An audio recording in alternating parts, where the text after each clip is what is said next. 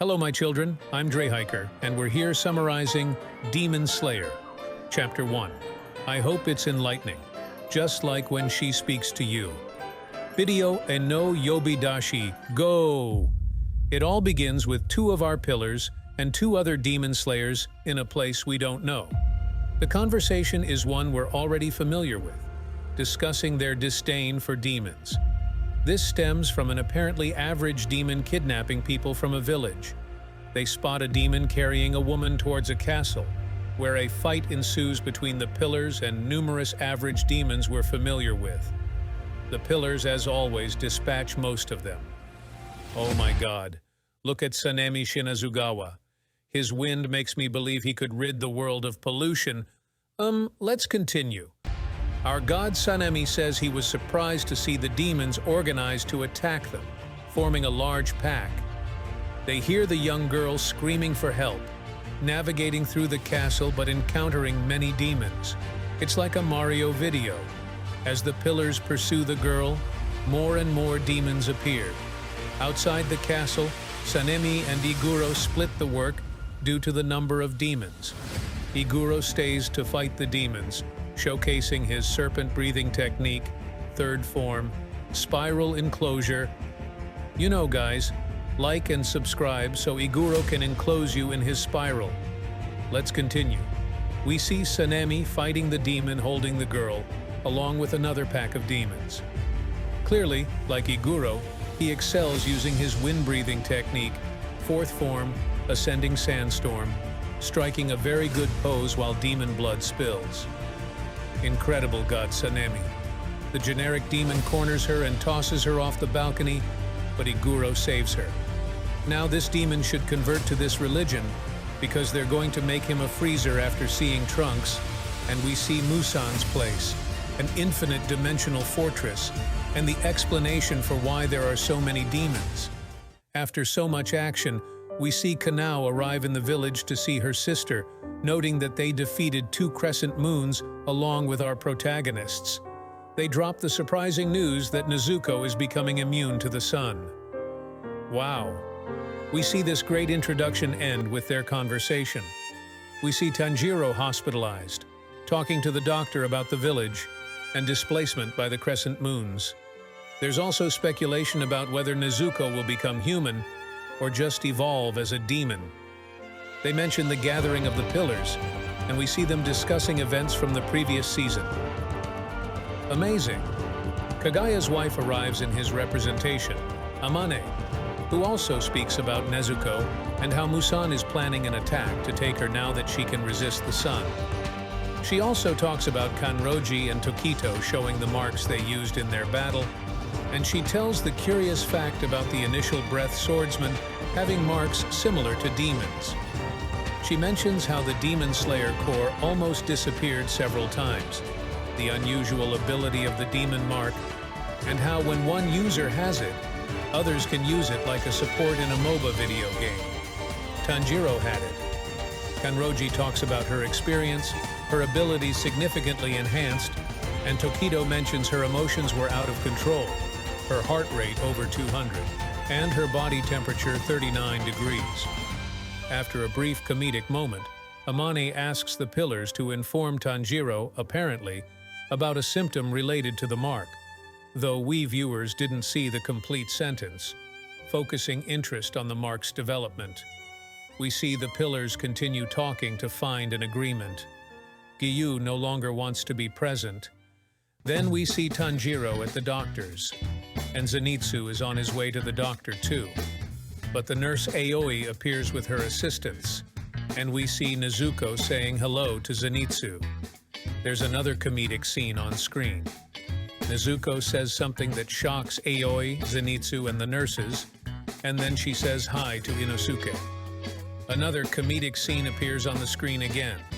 Later, we see on the screen that the doctor explains to Tanjiro that Inosuke was teaching Nezuko his name, so that's why she behaves like that. Then Haganezuka enters to give Rengoku's sword to Tanjiro, who thanks the sword for keeping Kotetsu safe. Tanjiro looks at the sword and says it's much blacker than he thought, and they say the smith made that sword to annihilate demons. After Hagane leaves, Inosuke breaks a window and talks about needing more training to become stronger, with continuous yelling. Later, we see the pillars gathered discussing training and planning to be prepared for Muzan, who's improving and preparing a plan in case they go after Nezuko. They agree, but Tomioka is very much on his own. We see Tanjiro and Zenitsu talking about a mission he was on. Then Tanjiro tells Zenitsu that the pillars have training for them, which Zenitsu doesn't seem to like, but Tanjiro does. He says using a technique Zenitsu taught him to decapitate a demon helped him win a battle, and training with the pillars will be very beneficial. Tanjiro gets his way, making Zenitsu happy, and we see the pillars training the novices. We see the sunset in the village, and a crow delivers something to Tanjiro, a letter from the commander because Tomioka's absence is noticeable. Then we see Kagaya in bed while Amane tells him the training has begun, and we witness a touching scene between them after the master thanks her. Tamayo reads a book on medicine, apparently, until she's surprisingly invited to work for headquarters to study the changes in Nezuko, a demon working with demon slayers. Wow. Kimetsu no Yaiba returned epically with its 4th season, facing the consequences of his great confrontation with the higher moons, and how the newly discovered sun resistance by Nezuko seems to be a double-edged sword. The first episode could not be better, and now the second episode confronts Tanjiro with the Pillar of Water, Giyu Tomioka, to discover part of his past and his hidden truth. Training has started, and there is still a lot to discover. But what do you think? If we better leave the chat, get comfortable, bring me your mother to cook me Mexican food? Let's continue, and together we analyze the last chapter of Demon Slayer. The pillar training is definitely an arc that will mark all members of the Hunter's body, subjecting them to a training that will be a challenge for them. The main objective of the training, as said, is to strengthen the fighting skill of all members for the next battle against Musan and the higher-ranked moons. For this, the pillars must activate that rare potentiator known as the Hunter's Mark, although briefly this arc will be fundamental in the final fight of the series. For this reason, it is necessary that all hunters be willing to train, and that the water pillar is the pillar of the water. Giyu Tomioka. Well, it turns out that by order of the boss, Tanjiro Kamado was sent on a special mission. His task is to convince Tomioka to join his companions, the pillars, to train. This is how the insistent Tanjiro somehow manages to reason with the water pillar, which results in Tomioka finally opening up and sharing part of his untold truth. The reason why he did not join the training sessions was because he believed that he was not able to teach anyone. Giyu had lost 2 important people in his life who gave their lives to be able to save him. As such, he was not considered a true Hashira, and he always remained away from others, because he was not considered good enough to be even in front of them.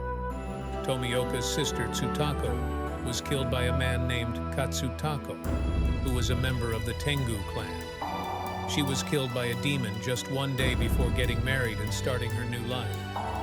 However, she decided to save the life of her brother and sacrifice hers.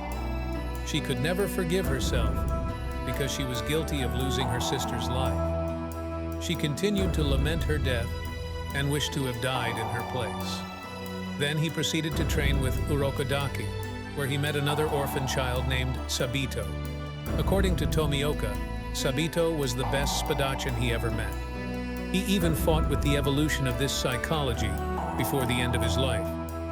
Tomioka also believed that he did not deserve to be the pillar of the water, because just a few minutes after starting the test, he was injured and ended up fainting.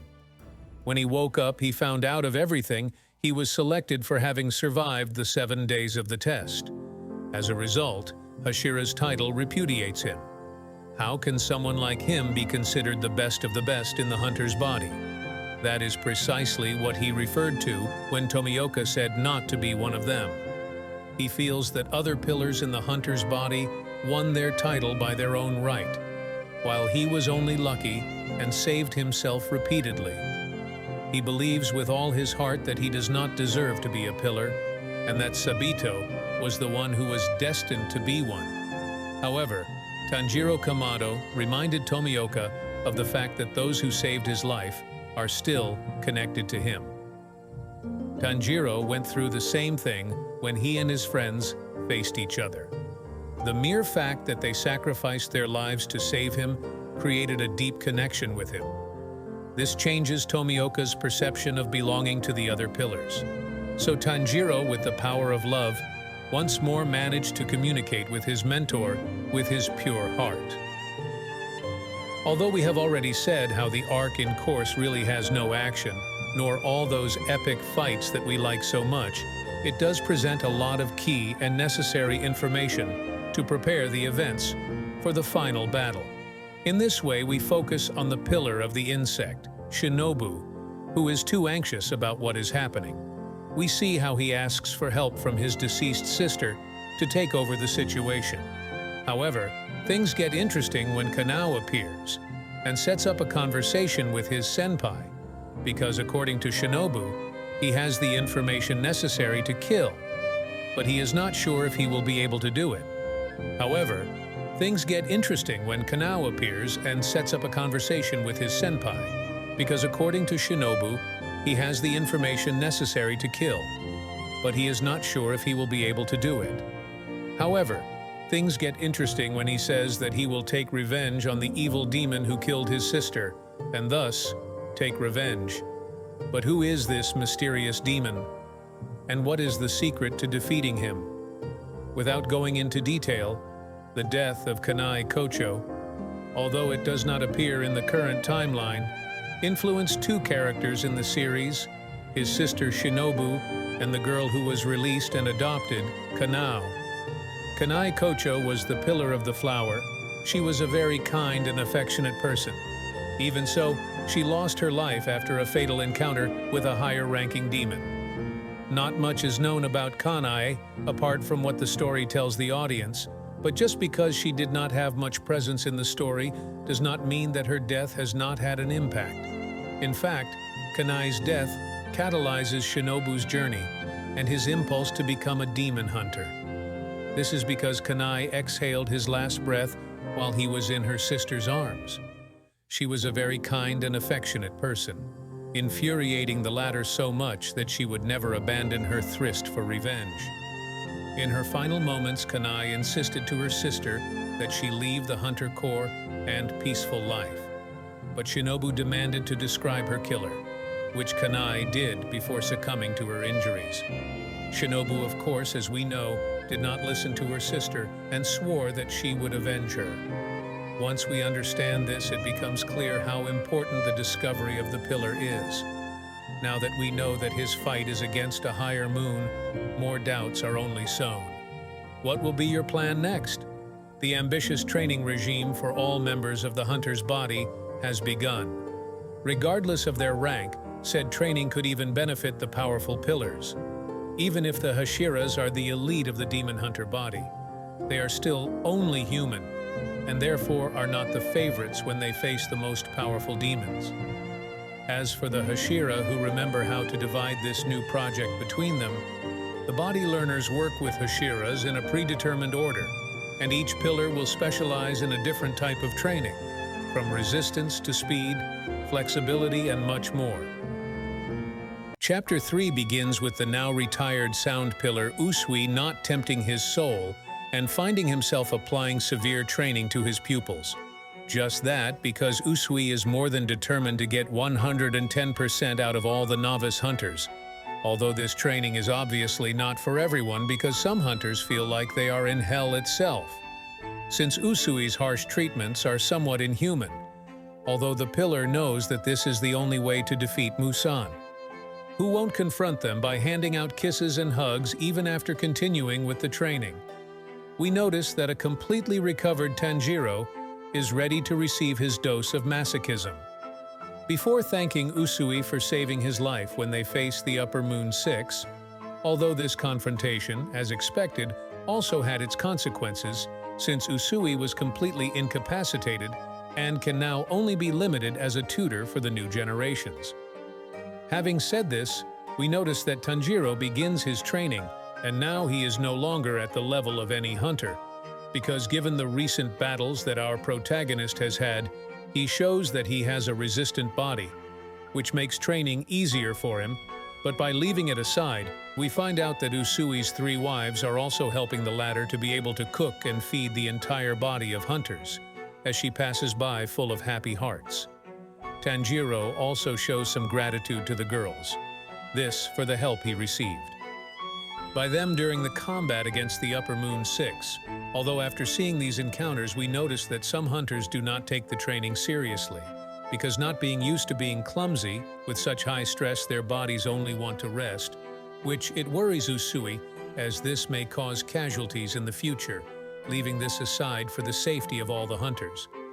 These trainings are being carried out in secret, which forces the organization to carry out night patrols, because in this way they will be able to prevent attacks from demons who are collecting information for Musan. Having said this, the next day we noticed how Tanjiro continues to stand out among all the novice hunters, which does not surprise Usui, since he witnessed the incredible abilities that our protagonist has to perform in combat. On the other hand, the rest of the hunters are super surprised to see the tremendous resistance that Tanjiro has. And not only that, because our protagonist tells what it is like to face a superior moon, highlighting that these demons are super powerful beings that they made him realize how weak he really was. These stories thrill Tanjiro when he tells them. On the other hand, the boys who were listening can't help but shiver from him, because they never imagined that the crescent moons were super terrifying demons. That being said, the training continues, and Usui once again does not tempt his soul and sends his entire group to run around a mountain. This is amusing to his 3 wives, who highlight that, despite being tough on the outside, Usui really cares about his comrades, because the day before he did not eat until he saw all his disciples safe and sound. This makes Tanjiro admire the pillars more and more, because despite having a very high rank, they have shown concern for others. And so we see a flashback where we notice how Tomioka and Tanjiro did their eating competition, because if Tanjiro won Tomioka, he would have to participate in the training of the pillars. And obviously, despite being able to gorge himself on a lot of food, Tomioka decided to let himself be won, thus fulfilling our protagonist's whim. On the other hand, we spent with Sanemi and Obanai, who after training feel that they are wasting their time, because despite giving everything, the rest of the hunters still have a level that is too low, which can cause them death if they come across a moon superior. Although what worries both pillars the most is the strange dimension that they encountered in the old castle, as it caused several demons to disappear in the blink of an eye. All of this highlights how the hunters know little about the demons and the abilities they may have, since a couple of days ago they had no knowledge of the existence of said dimension. Besides, they don't know what skills Musan will use to catch the demon's sister, and Tanjiro's sister, who is now the demon's main target. Besides, the recent confrontation has made Obanai feel somewhat insecure, because during these training sessions he has been very calm. Could it be that a storm has been offended that affects and causes the disappearance of the hunters? These words do not seem to affect Sanemi, who does not believe in bad luck, because now he is only eager to become stronger, and if this means having to train and fight against a pillar, both Sanemi and Obanai are willing to hold such a match. Returning to Tanjiro, we notice that when he is not training, he is helping Usui's 3 wives. Here the girls tell again how they feel grateful for Tanjiro, Inosuke, and Zenitsu, because these 3 managed to save their family, and above all, they protected Usui, who still regrets having retired. For this reason, the 3 girls hope that Tanjiro defeats Musan, because only in this way will they achieve true peace. That said, the next day Usui decides to create a combat simulation, and he will act like a demon waiting for the Hunter Corps' response. Above all, Usui also hopes that Tanjiro will defend his comrades while they try to defeat him. Although despite being compassionate, we notice that Usui has not lost his physical condition and quickly reduces the entire body of hunters. This surprises Tanjiro, who is not far behind, as he quickly gives instructions to his companions.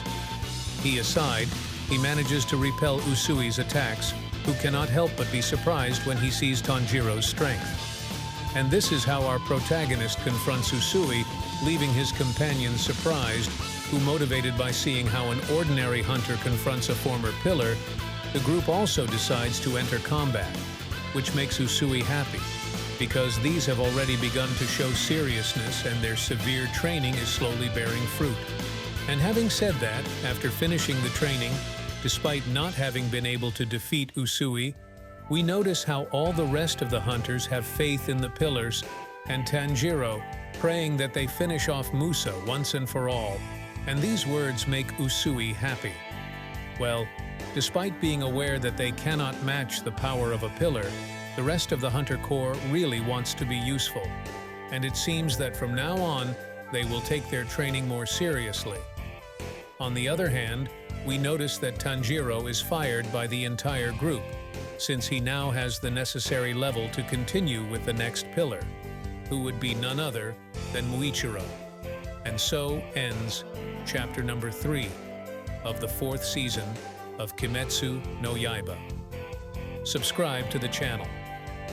And well, people, thank you all for watching the video.